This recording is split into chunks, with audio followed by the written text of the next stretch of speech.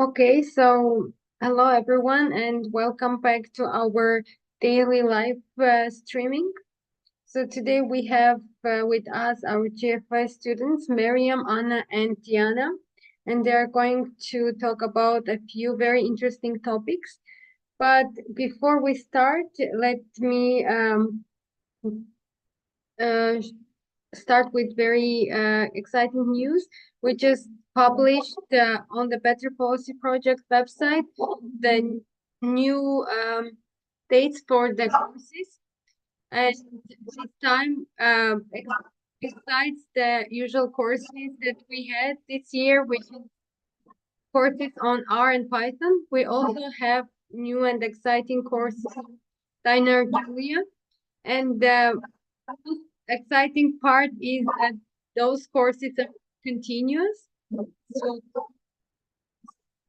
you can learn more on this page on the Better Policy Project website. And the courses are 4 weeks. And we are going to work on different topics, including linear models, endocrat, sophisticated ESG models, and most importantly, we're going to learn about Diner Julia, which is a project that is in progress, and every day we're making more and more advancement in it, adding new tools for macro modeling and policy analysis. So today, the plan for today is that we're going to start with Miriam, who is going to talk about the elevator economics and why it is very dangerous. And then we are going to continue with Anna, who is going to talk about FPAS Mark II and what is the plan for this week for the GFS students. And finally, Diana will talk about the standards of the charts. So she has been working on making data visualization as beautiful as possible. And there are some standards that they came up with that we are implementing at the Global Forecasting School. So, Mariam, please, the floor is yours. Thanks, Asyajan. Thank you for sharing very good news with us as well.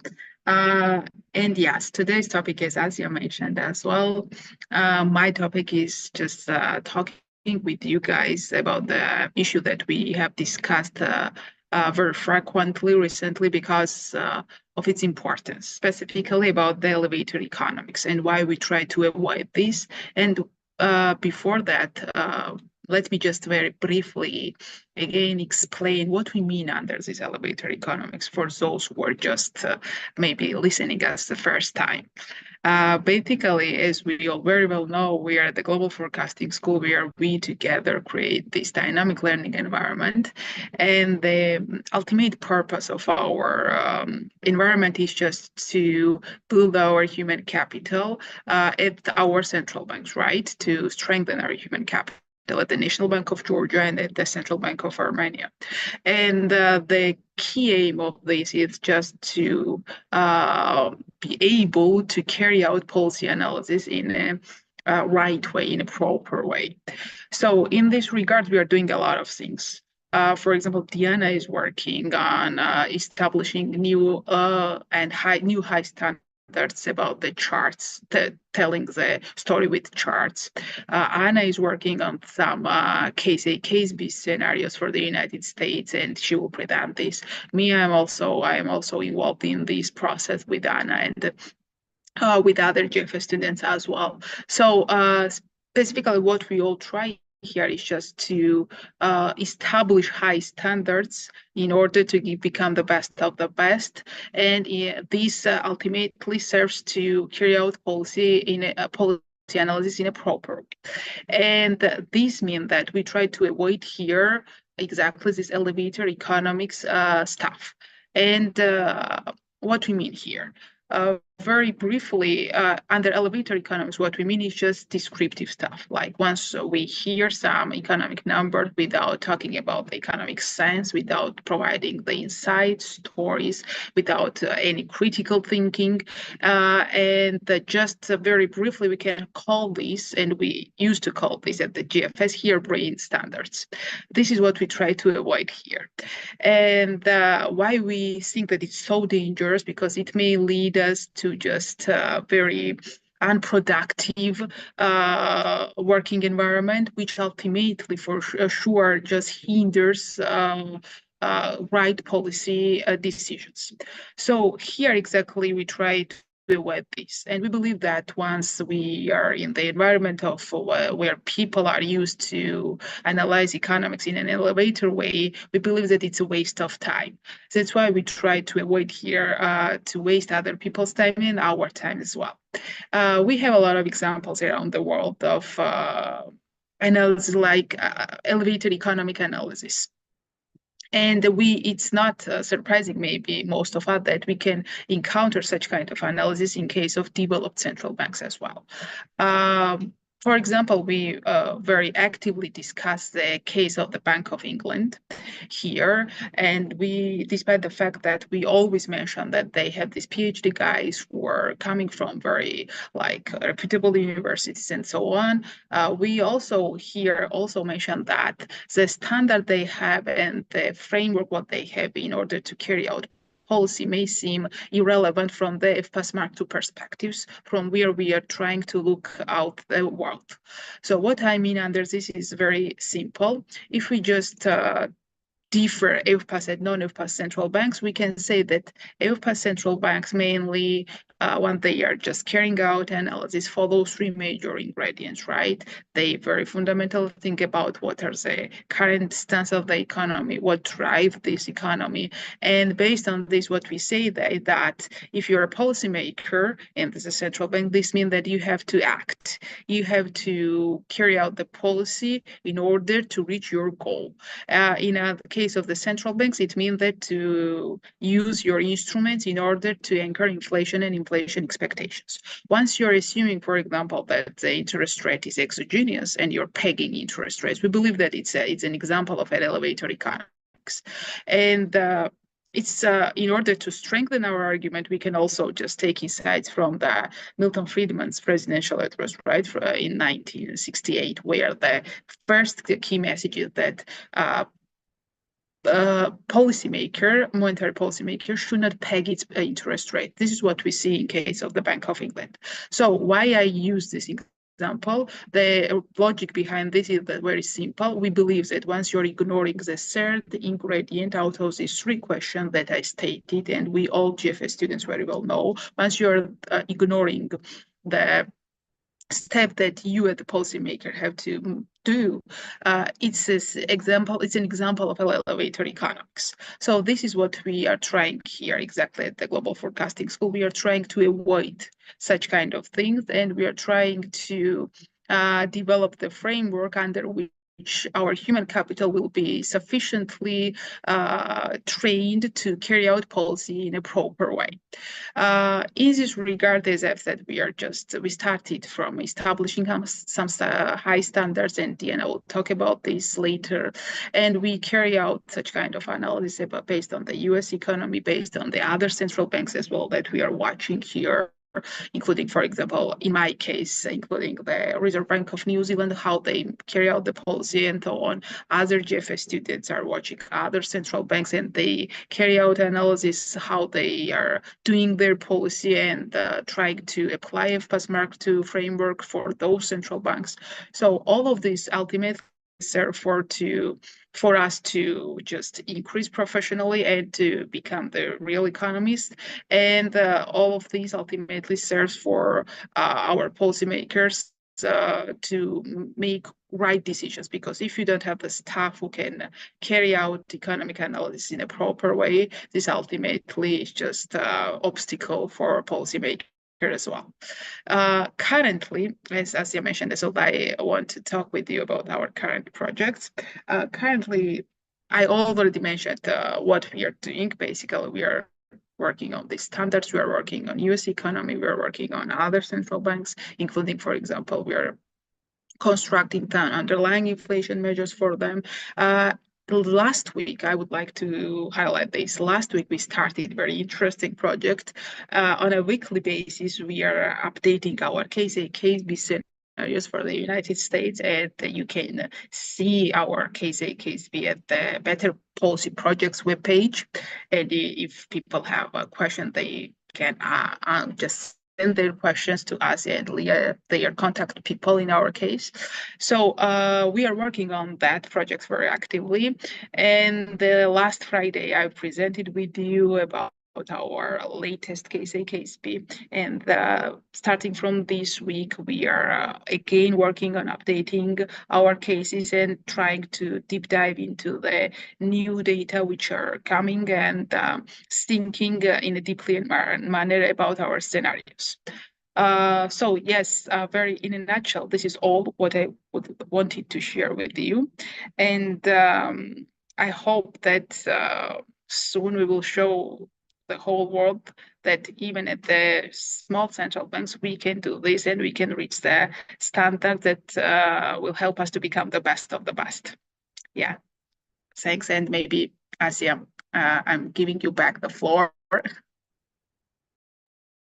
Okay, thank you very much, Miriam. And now Anna will talk about the plan of the week for the GFS students. Hello, everyone. Thank you for interesting insight. 1 second, I will be sharing my screen. This is live streaming on YouTube, so we know that some of you may be new watching us. But I would like to mention for this new comers that on Thursday as well as Friday we had very interesting, insightful case A and case B scenarios, and Mariam had a very interesting presentation on the US case A and case B scenario, which currently in this presentation I will be also presenting and maybe give you a bit more insights. So it's my pleasure to continue our daily seminar today, which we will be having every day live streaming on YouTube. So and you can also visit GFS site for more information. As students, as Global Forecasting School, are central bank watchers, and what that means is that we provide our insights and our views about several countries' economy, and every week we update our case scenarios. So today I will be continuing Miriam's presentation for the United States, and I would like to also note that we are going to publish this at the web page. You can visit a Better Policy Project, where you will see our views and our projections based on the FPAS Mark II perspectives. So additionally, if people are also interested in how we come to these results, they can just contact Asia and the and they will assist you in this regard. So in today's seminar, I will be providing overview on the US economy, and I will present the results and the output of our collaborative work of the Global Forecasting Schools team. And in the meantime, here I may say a big thank you to all of your priceless contribution. So today in my presentation, I am presenting everything from FPAS Mark II perspective, which we all do. As mentioned, we are central bank watchers, and we analyze different various countries from FPAS Mark II perspective. And now, what does this mean? This means that we are trying to look at everything from risk management approach. For those who are not maybe aware of what we are talking about, and you're just listening very firstly to our live streams. So in a nutshell, FPAS Mark II framework is a new generation of FPAS framework, for forecasting and policy analysis, which is basically the system which helps policymakers to carry out policy analysis in a structured way. And the FPAS Mark II framework incorporates all of the newest challenges that policymakers are currently facing. And it helps policymakers to deal with these challenges. So now the question is how it deals. The answer to this question is that firstly it takes into account this highly elevated uncertain environment and these nonlinear linkages which we all as an economist know are facing. So under FPAS Mark II framework we follow three major ingredients in policy analysis. First, we try to analyze where is the economy now. Second, we think about what are the driving forces of the economy. And then, based on the answers to these two fundamental questions, we believe key question is what policymakers need to do with their policy instruments in order to achieve their policy objectives, which means achieving price stability, to anchor inflation and inflation expectations. Right, so here in this regard, the FPAS Mark II framework also, as I mentioned, takes into account this highly uncertain environment. And how FPAS Mark II does this is that the answer to the question is very simple and very transparent, how it incorporates this uncertain environment. So now let's answer to that question as well. What we do under Mark II is that we believe that it's not time of having one baseline scenario due to this highly uncertain environment. So we believe that just talking about one most probable scenario and communicating this to the public without taking into account this highly elevated uncertain environment leads policymakers to irrelevant outcomes. So here Anna, we sorry for interrupting. If you are changing the slide, it's not visible at the screen. We can't see I've the. changed this. Yes, I've changed the slide. Can you see it? No, we're again seeing the first slide. Can you see now me changing the slide? Wow. Okay, let me share again. Stop sharing.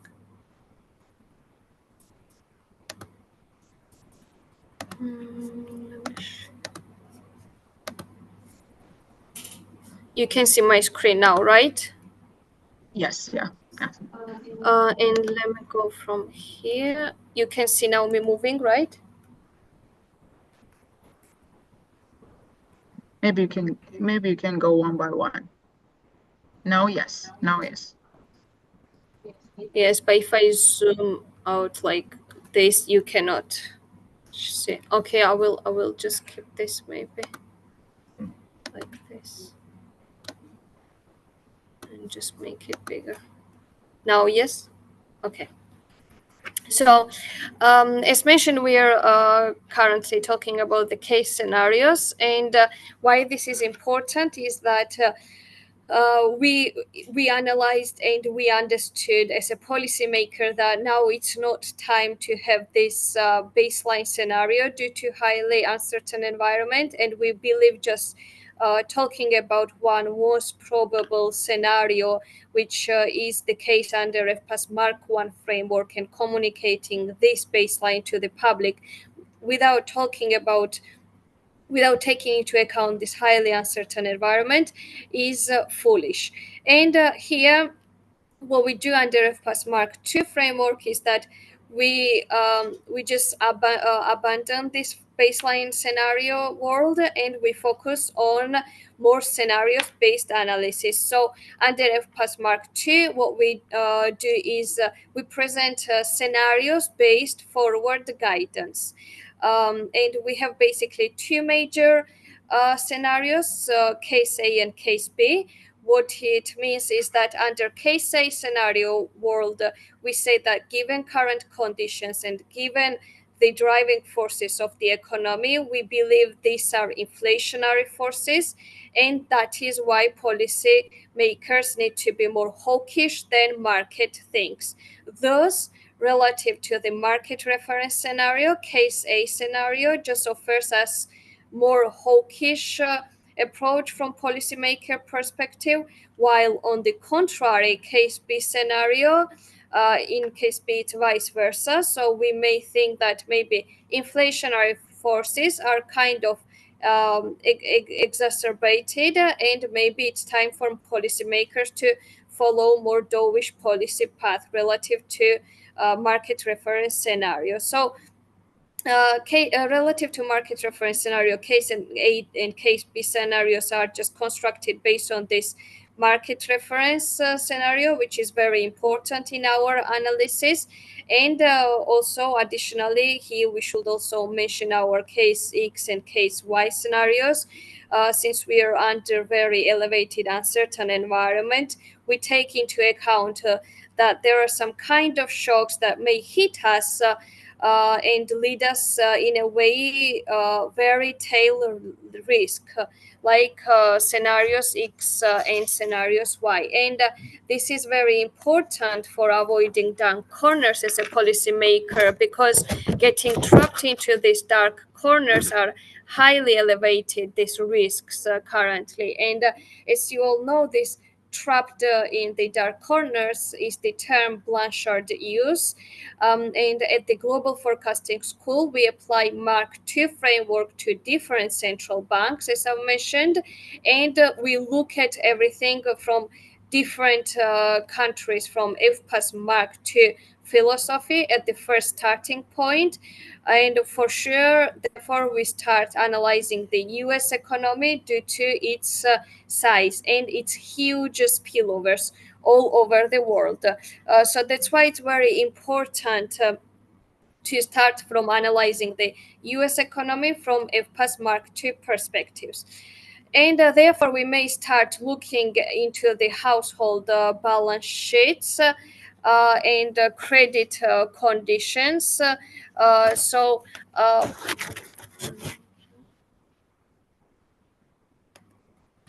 and let me start analyzing first this credit conditions as well. If you look into the economic activity on the left-hand side, we will clearly see that economy appears to be solid. From the right-hand side, the U.S. economy's activity, for example, in the first quarter of 2024, we see that real GDP growth stood at to 1.6% on year-over-year basis. And in general, over last several quarters, we have not seen there any recession or any downturns in the economy. And if we look at the kind of what we are going to expect in the second quarter of 2024, we can just look at the GDP now estimate for the second quarter data, and we will see that even in the second quarter, based on the updated projections of the Atlanta Fed, we should expect that the solid economic activity will remain there. So in the second quarter data, it stands around 3% based on the newest update. So now the key question is, why is the economic activity so strong in the United States, and what drives this economic activity to be so solid? So if we look into the details of what is happening in the United States, we will clearly see that consumption is a direct answer to this question. This consumption-driven economic activity in the US is, if we look into the dynamics of the real personal consumption expenditure, we will realize that after 2021, people started just spending their money after after 2021. Consumption remains very solid due to the various reasons. So what are these reasons? The answer is due to the huge pent-up demand, also huge fiscal stimulus during pandemic that we saw, and due to the monetary easing after 2021 and many other reasons, we see this consumption expenditure elevated. So as we all know, thinking about the recession without drop in consumption is just unimaginable. So that's why we just focus on the consumption in the US, which, as I described, remains very strong.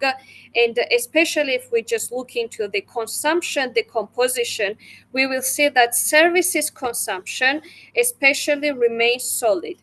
And it's kind of rational in the case of US, and not only in the case of US. If we see the dynamics of various countries, we clearly see that service consumption in many countries remains strong. And I personally have Czech Republic as a case study scenario, and we see this consumption, service consumption, especially elevated, also for the UK and many other developing as well as developed economies. So that's why we may see this service consumption being so strong in the US as well, because they after pandemic related restrictions, people have this accumulated savings, and people follow this sort of revenge spending. So that's why we see this service consumption being so strong in the US as well as other countries. So, which can be also seen from here in the case of GDP now estimates on the left-hand side, consumption contributes the most to and most so solid numbers. We see that service consumption is the key driver. However, I would mention here also that despite the fact that service consumption is a key driver, also we don't see like big moderation in goods consumption, especially in the case of durable goods. It also remains pretty strong despite the policy stance. So Miriam has also explained the story from our perspective, from a global forecasting school, what drives this solid consumption story. Basically begins with what's happening in the US households balance sheet.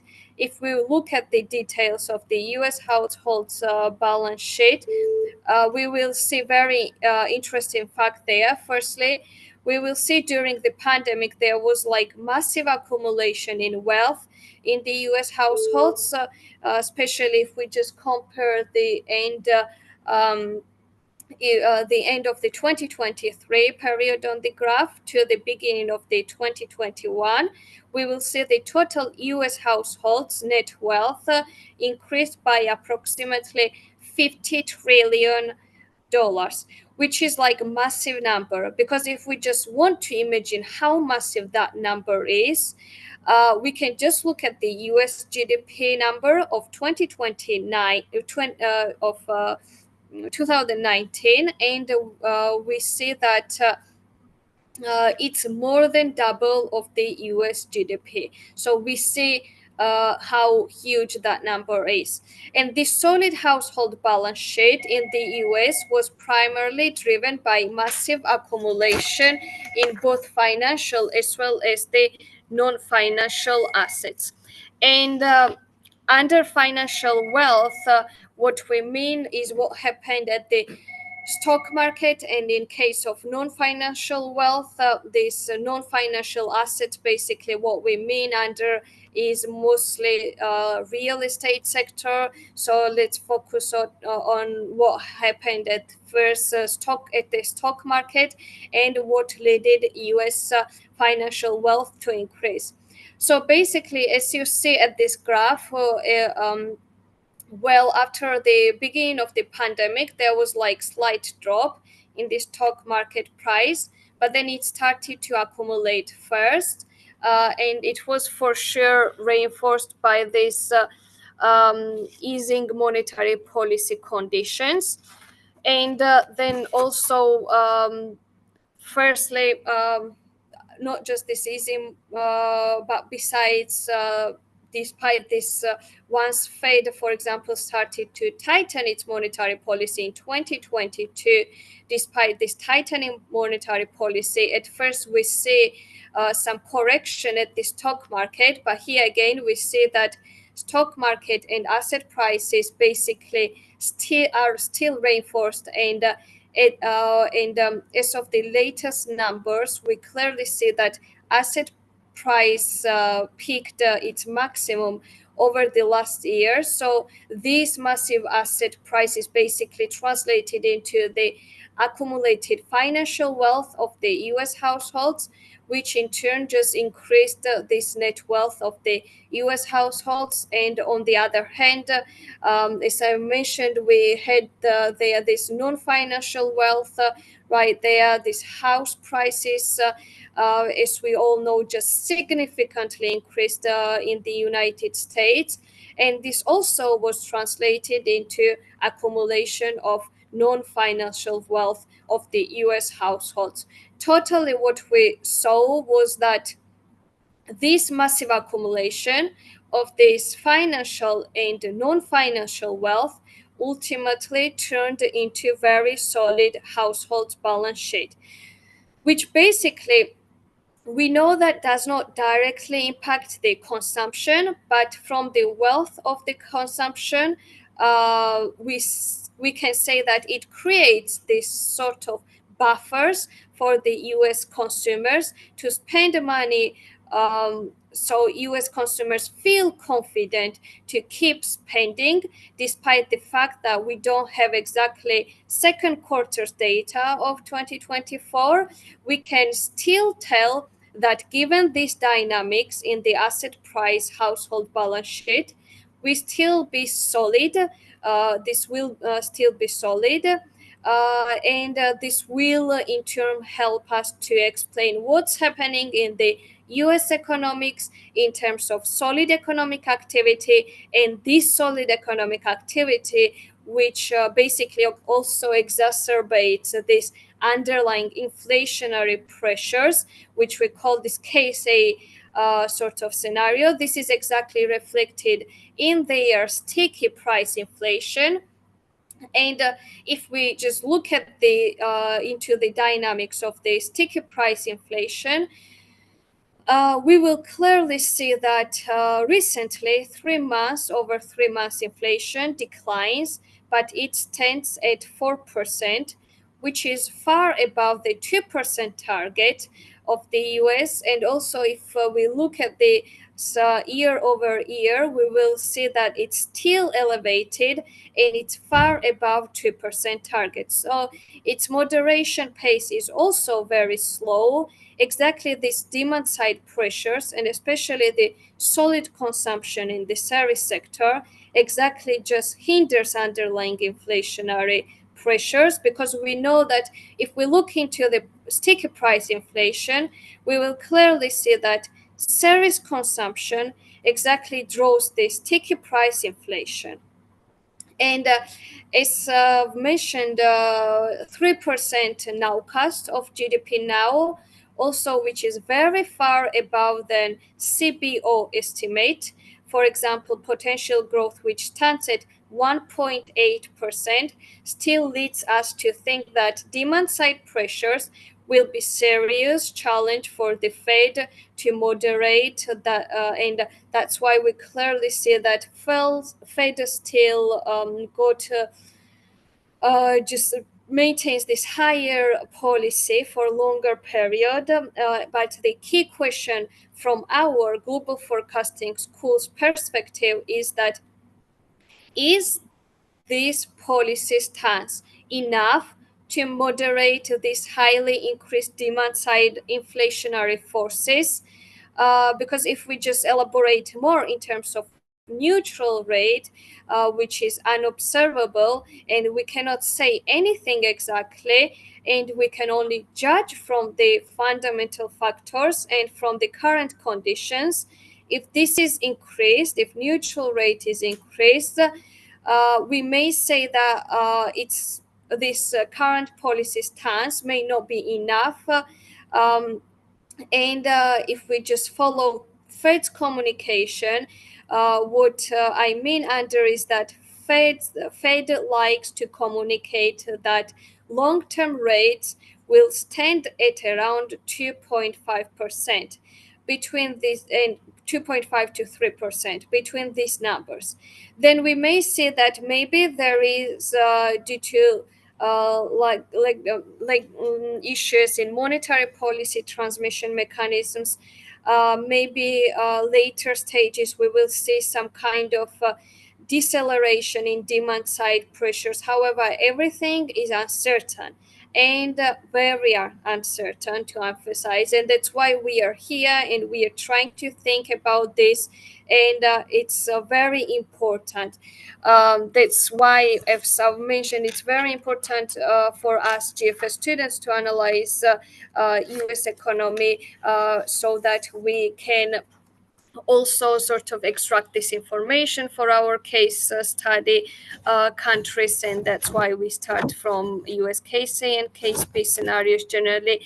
And it's about also Mariam has mentioned relative prices. It's about relative prices during the pandemic period. We clearly saw the distortions in the related prices. If we look from the Atlanta Fed perspective, we just look into the CPI decomposed way from flexible prices and sticky prices. We'll see that flexible prices in levels increased significantly after pandemic started, and the sticky prices also follow this, because we know that flexible prices, we believe, is kind of a warning signal, and upcoming sticky price pressures. And on this graph, what we see is with this yellow line corresponds to the flexible price level, excluding food and energy. And so excluding, there was a big raise in commodity prices, and we're not just here to say the fact that everybody knows. We are here to analyze what is happening and the price dynamic behind. Because again, exactly in FPAS framework, we know that underlying forces behind price dynamic is an important factor for us as a FPAS Mark II framework to analyze. And we don't want to do this sort of elevator economics that just describe numbers, but what we care really most importantly is this sort of story behind and driving forces behind. And during the pandemic, there was big raise in commodity prices. We know, and it's everybody knows that. And in case of flexible prices, excluding food and energy, we still see that there was a massive upward shift, and we can say it's permanent or not, but it seems like it's significantly increased, and there is no downward trend yet just to be seen. And key question now is that we know the story of commodities, and we excluded this what happened there, and these flexible prices to go up significantly would draw these sticky price levels to go up as well significantly. While we were analyzing this from this transmission from flexible to sticky prices, we also looked into details of CPI basket components, and we clearly just found out one of the key drivers of this elevation in price levels was exactly what was happening at the car market in case of flexible prices. So car market dynamics, as Mariam has explained, also helps us to explain a lot of stories. At the pandemic onset, car prices also started to increase in terms of new terms, and these used cars as well as their price levels just shifted up significantly. And we clearly see that these car price levels are still maintained at higher levels, and they are far above that was in before the pandemic. And key question here is it's going to revert back to the pandemic level or not. And if we look at the history of car prices, we can sort of answer this question in terms that whether it's going to go back to the before the pandemic level or not. There were some several permanent shifts there. While it was one of them was in 1980s, another was in 1990s, and now maybe what we are observing is just another permanent shift in car price levels. And I believe that due to this increased competition in terms of electric vehicles, we may see some moderation in car price levels, but this kind of massive economic activity, like strong economic activity, which we've been describing also in some kind of technological shifts, may lead us to think that it may moderate slightly these car prices, but it's not going to go back and reverse to the pre-pandemic level. So this is also significant to take into account, because it means that we still have some distortions in relative prices. So we've been focusing on flexible prices in this topic, but sticky price level also is elevated, as you see here. So the sticky price level is something that we under market to pay a great attention nowadays.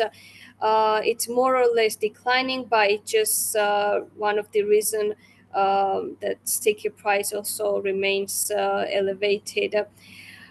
So consumer basket CPI, we are observing the dynamics that we are observing and sort of trying to understand and analyze is also case A scenario. Labor under case A scenario, we analyze labor market and we put a great emphasis on labor market.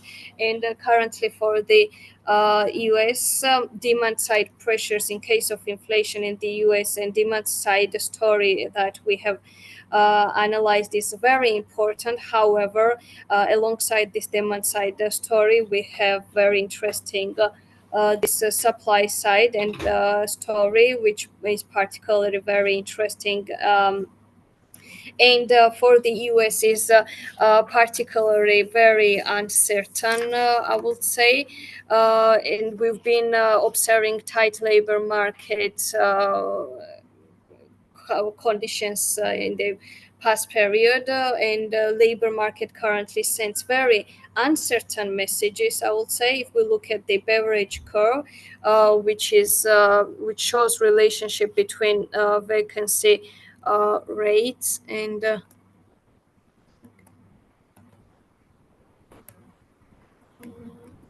yes, we will have this case X scenario as well. So the beverage curve, which shows relationship between vacancy rate in the US and the unemployment rate, we will see that it started to shift inwards, which means this tightness at the labor market more or less is easing. However, if we take into wage dynamics, here we don't have Atlanta facts wage growth indicated, but we can say it's still elevated. So wage growth still is high and remains high. And we see the average hourly earnings. The growth of the earnings exceeds this CPI inflation. And here we see the risks of wage price spirals. Still, the risks are there, and sort of from labor market condition remain uncertain. And so from labor market perspective, we can say that this case A argument is sort of more strengthened. And in some sense, it can strengthen our case B argument in a way that we can talk about the financial market conditions. So regarding the strengthening our case B scenario, financial markets conditions basically are currently pretty restrictive, meaning that it moderates these demand side pressures. And what we can say is, based on this bank lending tightening index, it recently started to rise again. And if we look into the decomposed way, we see that financial conditions are pretty tight in case, for example, of business loan and consumer loans, as well as the results of this tight financial condition is also moderation of loans on consumer loans and real estate loans, as well as for sure the increasing interest rates on mortgage rates and real estate also. This consumer loan rates and this mortgage rates somehow helps this moderation. That's why we see the downward dynamic in case of loans in the US, and it can lead us to think that if it continues this way, it will somehow just ease these demand side pressures, and financial conditions more or less will fit into case based perspective under FPAS Mark II framework. So let's talk about the market reference, what market thinks, and this is so we've talked about what market thinks, and now we can just very briefly analyze case A and case B scenario. So under case A scenario, we've had GDP now estimate from Atlanta Fed, according to which we clearly see market participants has strong demand still persists and remains high. Maybe neutral rate is also higher than Fed likes to communicate, and increase in household wealth is also something we've analyzed under case A type of scenario, alongside with the tight labor market, which remains still tight for case A scenario. While for case B scenario, we also had this sort of tightening of the loan conditions, playing mostly for case B scenario. And under FPAS Mark II framework, as we mentioned, we have this case A and case B alongside with this market reference point.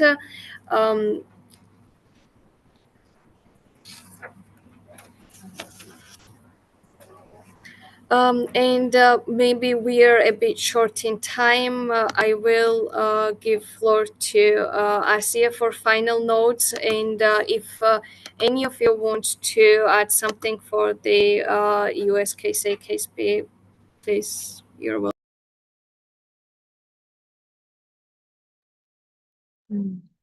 Maybe previously we had these cases as well. We just wanted, before Asya, sorry for interrupting.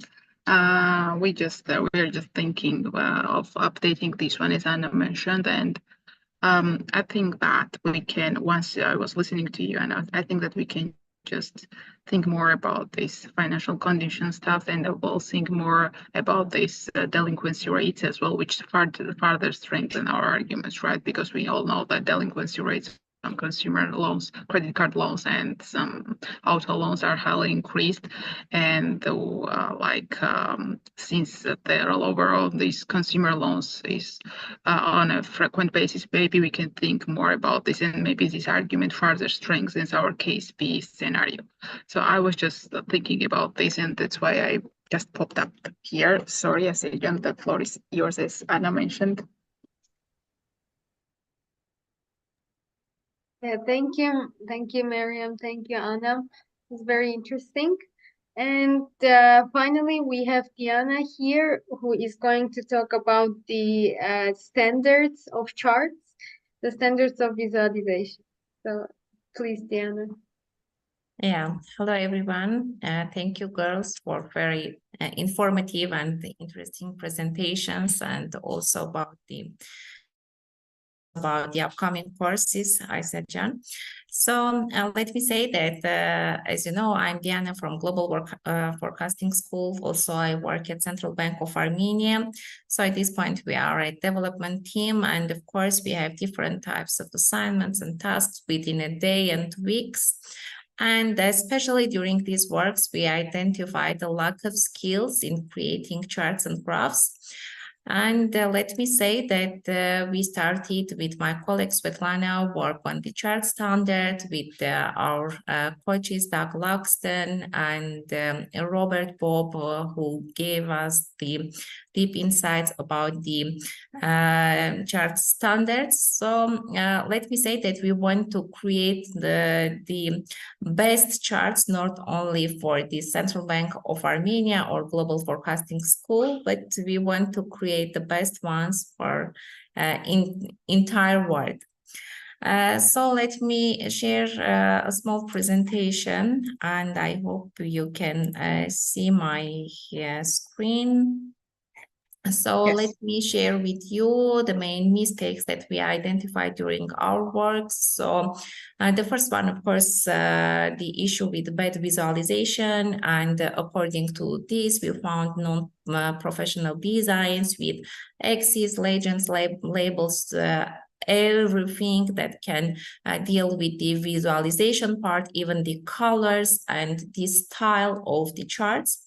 And the second one, which is deeper, and of course, I think this is the main part of our mistakes, is complicated graphs, because sometimes we want to put too much information in the one graph, or we use non-associated with our story graphs and data.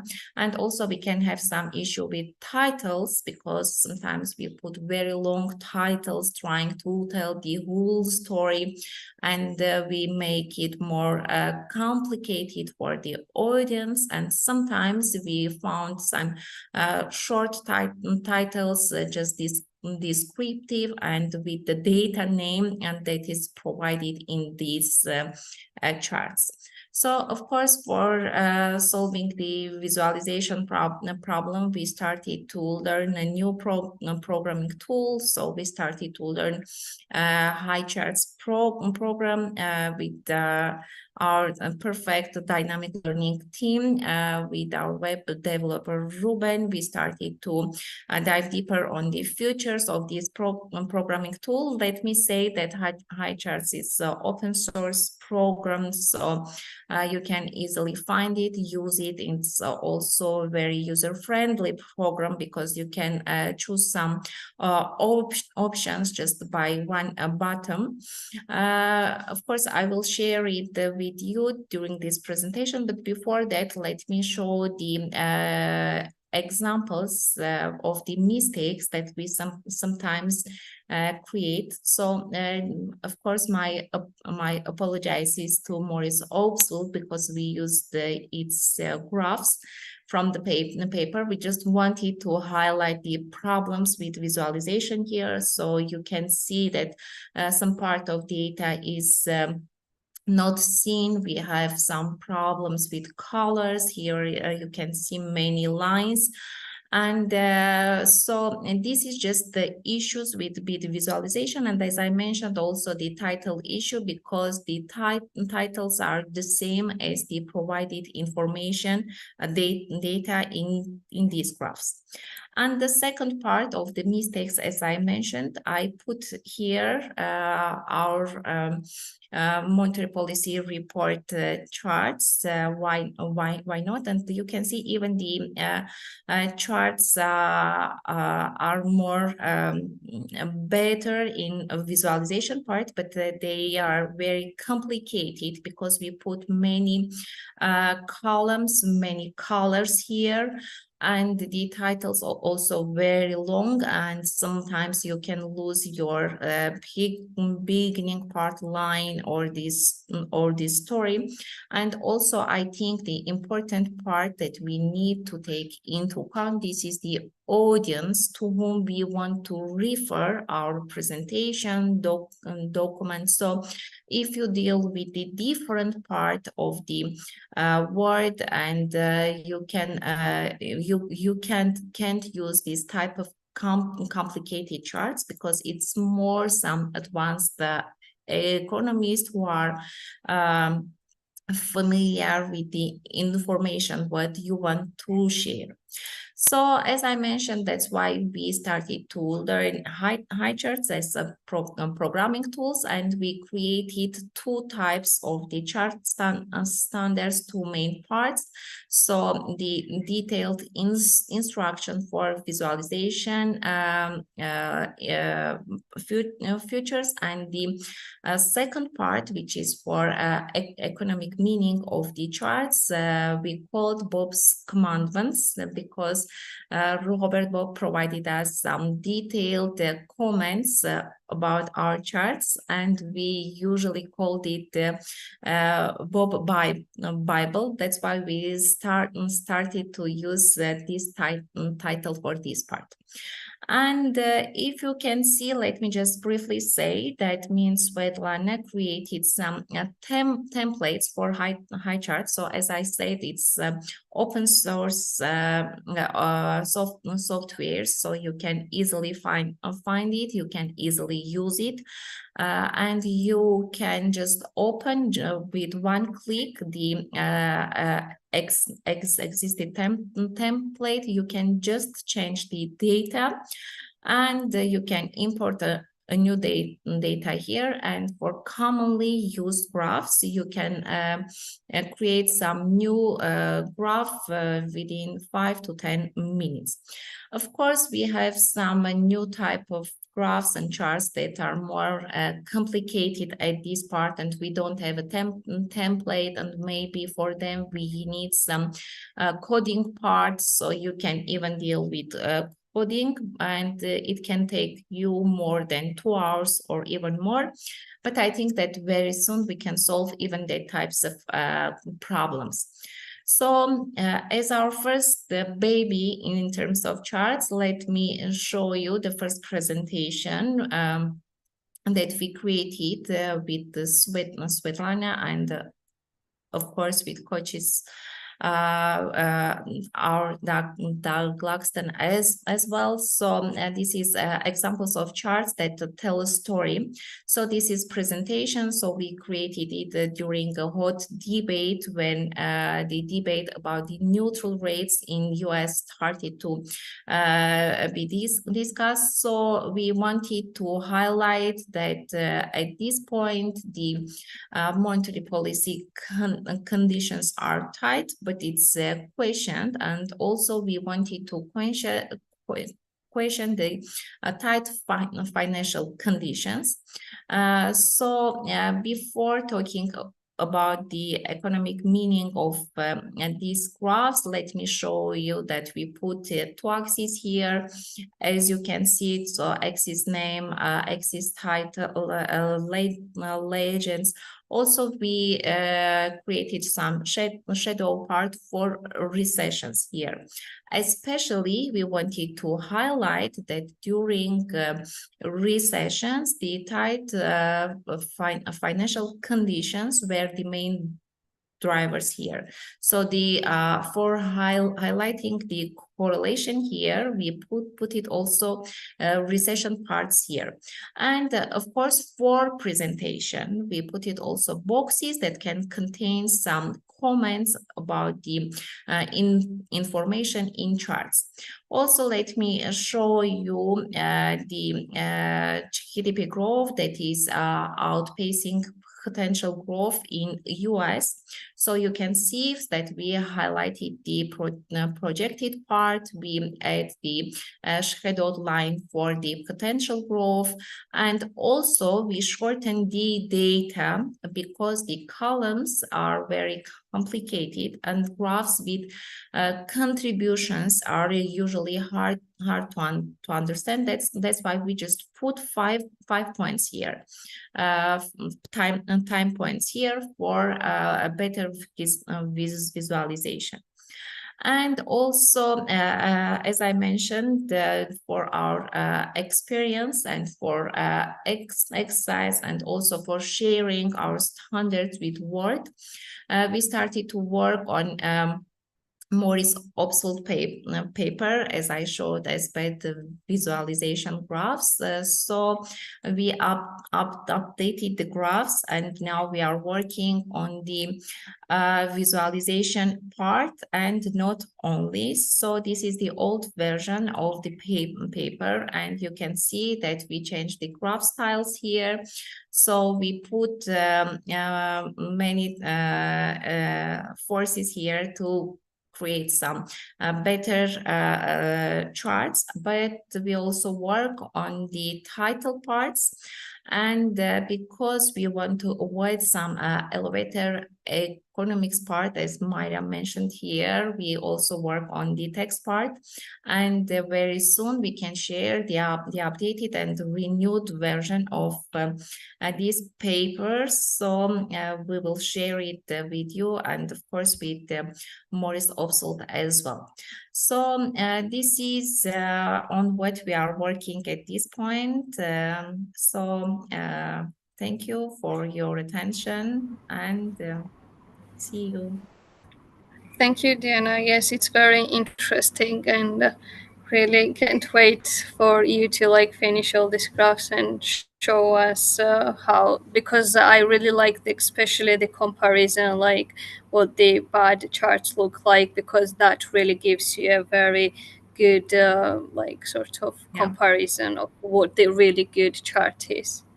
Yeah, we are going to share the chart standards with our colleagues, with our team, of course. Very soon, all of us will use these new standards. So we are on the elaborating process. Thank you.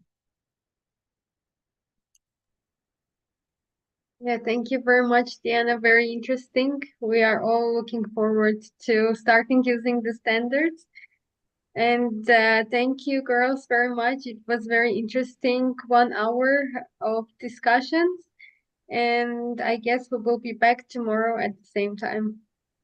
Thank you very much. And thanks, Anna and Diana, for very interesting presentations. And yeah, see you next time. Thanks, Asya, for your moderation. Thank you. Yeah.